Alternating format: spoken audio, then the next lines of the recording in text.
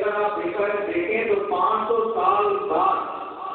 تو اس کا مطلب یہ ہوا کہ اہل عرب 500 سال نبی کریم صلی اللہ علیہ وسلم کے وصال کے بعد ہی محفل میراث نافذ کرتے ہیں۔ اور یہ کوئی نئی بات نہیں ہے، یہ کوئی پاکستان کے بننے کے بعد کی بات نہیں ہے کہ نبی کریم صلی اللہ علیہ وسلم کا میراث منایا جا رہا ہے۔ اسی طرح حضرت نعمان بن ثابت، جنہیں ہم امام اعظم ابو حنیفہ کے نام سے جانتے ہیں، جن کے ہم مبلغ ہیں، ہم حنفی ہیں، انہوں نے ایک قصیدہ لکھا جسے قصیدہ نعمان کہا جاتا ہے۔ اس میں انہوں نے چند شعر لکھے اور ان شعروں کا ترجمہ میں آپ کی خدمت میں پیش کروں گا۔ وہ فرماتے ہیں کہ آپ وہ ہیں کہ اگر آپ نہ ہوتے تو کوئی شخص پیدا نہ ہو، اور اس کے بعد فرماتے ہیں بلکہ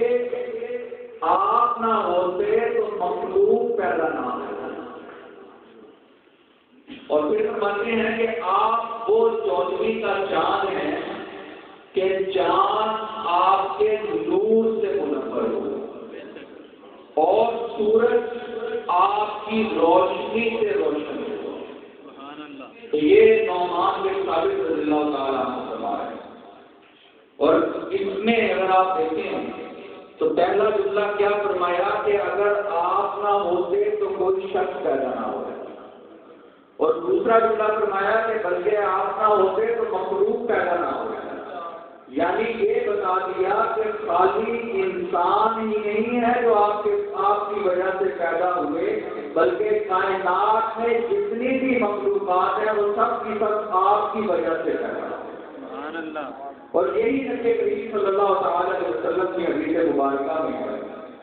کہ اس میں اللہ تبارک و تعالیٰ کے پیارے حبیب فرما رہے ہیں کہ اگر اللہ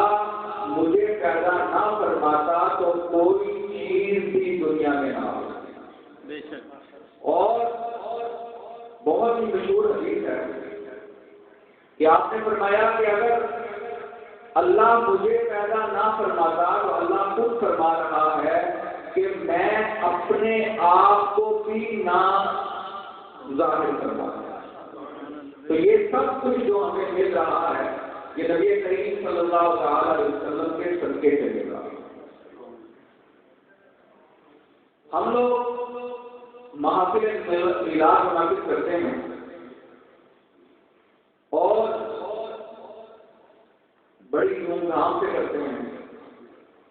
الحمدللہ ہمیں کرنی بھی چاہیے۔ علامہ اقبال نبی کریم صلی اللہ تعالی علیہ وسلم کے بارے میں کہہ رہے ہیں کہ اصل بات یہ ہے کہ نبی کریم صلی اللہ تعالی علیہ وسلم کی محبت ایسی بڑی چیز ہے جو ایمان کی بنیاد ہے، ایمان کی روح ہے اور ایمان کی اساس۔ وہ کہتے ہیں مغز قرآن روح ایمان جان دین، مغز قرآن روح ایمان جان دین، حد خود رحمت للعالمین۔ یعنی اگر دل نبی کریم صلی اللہ تعالی علیہ وسلم کی محبت سے خالی ہے تو یہ سمجھیں کہ نبی کریم صلی اللہ تعالی علیہ وسلم کی محبت وہ ہے جو قرآن کا مغز ہے۔ آپ قرآن پڑھتے رہیں لیکن دل میں نبی کریم صلی اللہ تعالی علیہ وسلم کی محبت نہ ہو تو قرآن سمجھ نہیں آئے گا۔ آپ کہیں کہ ہم ایمان والے ہیں، نماز پڑھتے رہیں، روزے رکھتے رہیں، لیکن نبی کریم صلی اللہ تعالی علیہ وسلم کی محبت نہ ہو تو ایمان کی روح آپ کے جسم میں موجود ہے۔ اور اگر نبی کریم صلی اللہ تعالی علیہ وسلم کی محبت آپ کے دل میں نہیں تو ایسا سمجھیں کہ جیسے آپ کے دین میں جان ہی نہیں۔ تو سب سے بڑھ کر جو ہے وہ نبی کریم صلی اللہ تعالی علیہ وسلم کی محبت ہے۔ اور محبت کیسے ہم پاتے ہیں؟ ہم صرف دعویٰ کرتے رہیں کہ ہم نبی کریم صلی اللہ علیہ وسلم سے محبت کرتے ہیں لیکن نماز کی پابندی نہ کریں،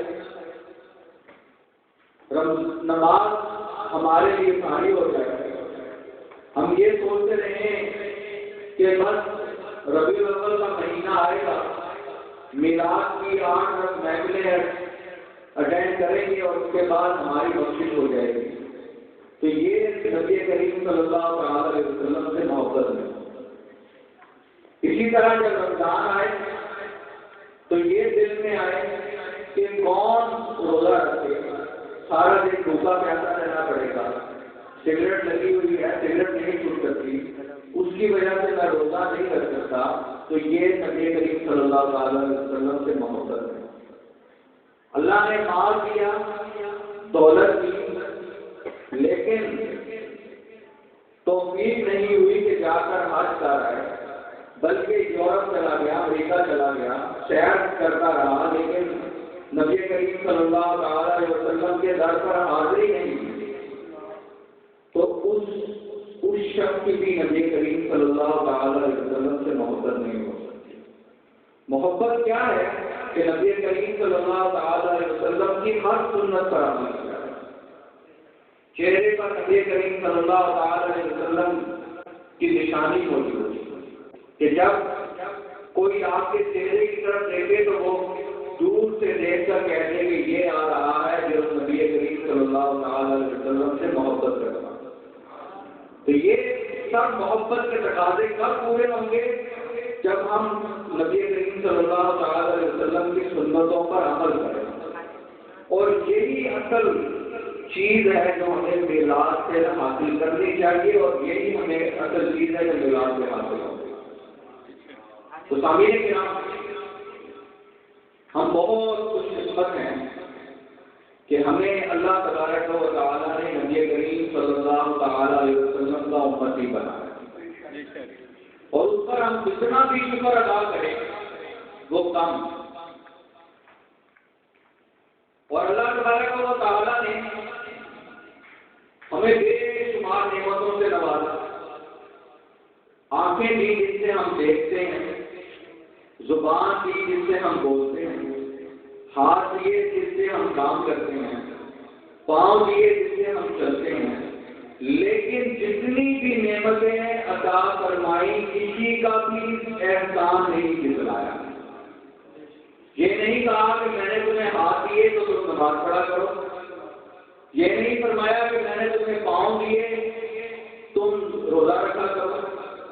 یہ نہیں فرمایا کہ میں نے تمہیں مال و دولت دیا تم حج کیا کرو، لیکن ایک نعمت ایسی ہے جو اللہ نے ہمیں عطا فرمائی اور اس کا احسان بھی نکلا، اور وہ ہے نبی کریم صلی اللہ علیہ وسلم۔ اور قرآن نے فرمایا کہ اے مومنوں، بے شک اللہ نے تم پر احسان فرمایا کہ اس نے تم میں سے بھی رسول بھیجا، اور علماء لکھتے ہیں کہ اس رسول سے مراد نبی کریم صلی اللہ علیہ وسلم کی ذات۔ تو اللہ نے جو ہم پر احسان فرمایا کہ اپنا سب سے زیادہ محبوب نبی ہمیں عطا فرمایا، اور ہم اس احسان کا بدلہ نہ دیں، ہم مطالعہ کریں، سنتوں سے دور رہیں، تو یہ ہمارے لیے بہت بڑے افسوس کی بات ہے۔ میں دعا کرتا ہوں کہ اللہ تبارک و تعالیٰ ہمیں نبی کریم صلی اللہ علیہ وسلم کی سنتوں پر عمل کرنے کی توفیق عطا فرمائے، اور صحیح معنوں میں میلاد کا سبق حاصل کر کے اس پر عمل کرنے کی توفیق عطا فرمائے۔ وآخر دعوانا الحمدللہ رب العالمین۔